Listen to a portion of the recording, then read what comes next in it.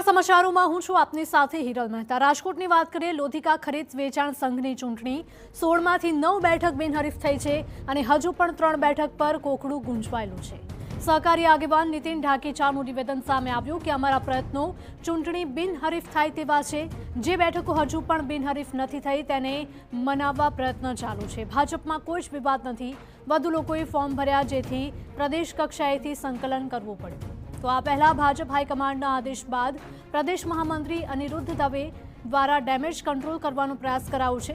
પ્રદેશ મહામંત્રી અનિરુદ્ધ દવે જિલ્લાના સહકારી આગેવાન જયેશ રાદડિયા, અરવિંદ રૈયાણી, નરેન્દ્રસિંહ જાડેજા, નીતિન ઢાકેચા, બાબુ નસીદ રૂબરૂ મળ્યા હતા અને તેમણે સહકારી આગેવાનો સાથે 1-to-1 બેઠક કરી અને ચૂંટણી બિનહરીફ થાય તે માટે પ્રયાસ કર્યા। રાજકોટ લોધિકા ખરીદ વેચાણ સંઘની ચૂંટણીમાં ફોર્મ પરત ખેંચવાનો આજે છેલ્લો દિવસ છે ને અત્યાર સુધીમાં 8 જેટલા ઉમેદવારો છે તેમને પોતાના ફોર્મ પરત ખેંચ્યા છે। મારી સાથે સહકારી આગેવાન નીતિનભાઈ ઢાકેચા છે। નીતિનભાઈ, કેટલી 15 પૈકી કેટલી બિનહરીફ થઈ અને શું પ્રક્રિયા થઈ રહી છે અત્યારે? રાજકોટ લોધિકા સંઘની કુલ 15 બેઠકો માટેની ચૂંટણી હતી, એમાં 2 બેઠકો પહેલેથી જ બિનહરીફ થયેલ હતી, બાકીની 13 બેઠકોમાં ફોર્મ ભરાયા હતા।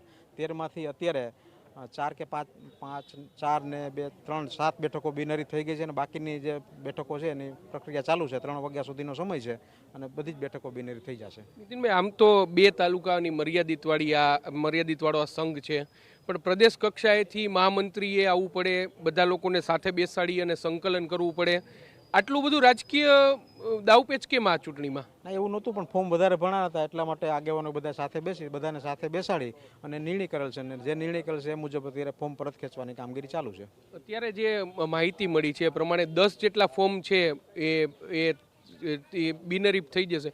3 બેઠકમાં હજુ પણ જે 3 ગ્રુપ છે એમાં હજુ પણ કોકડું ગુચવાય છે, આ સાચી વાત છે? ના, હજી અત્યારે તો એવું કાંઈ છે નહીં, લગભગ હું માનું છું ત્યાં સુધીમાં 3 વાગ્યા સુધીમાં બધી જ બેઠકો કારણ કે ગઈકાલે જે રીતે અરવિંદભાઈ રૈયાણી છે એમના ગ્રુપમાંથી એક વ્યક્તિ નીતિનભાઈ કરીને એક વ્યક્તિ છે, એમને જે પ્રકારનો વિડીયો વાયરલ કર્યો કે દબાણ કરવામાં આવી રહ્યું છે ને, તો આને લઈને શું કહેશો? ના, એમને પણ મનાવવામાં આવી રહ્યા છે અને મારી દ્રષ્ટિએ લગભગ બધી જ બેઠકો બિનહરીફ થઈ જશે। પાર્ટીએ મેન્ડેટ આપ્યું છે આ વખતે? ના, આ વખતે મેન્ડેટ આપેલ નથી।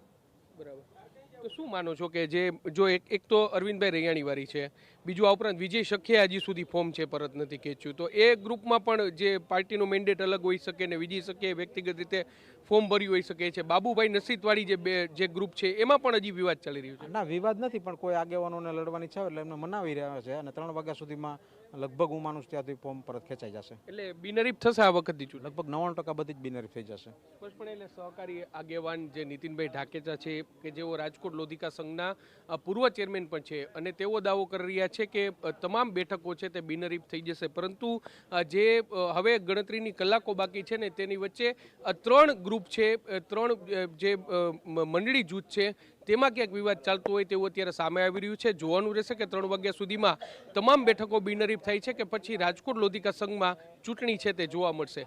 કેમેરા પર્સન ભાવેશ લશ્કરી સાથે મોહિત ભટ્ટ, TV9 રાજકોટ।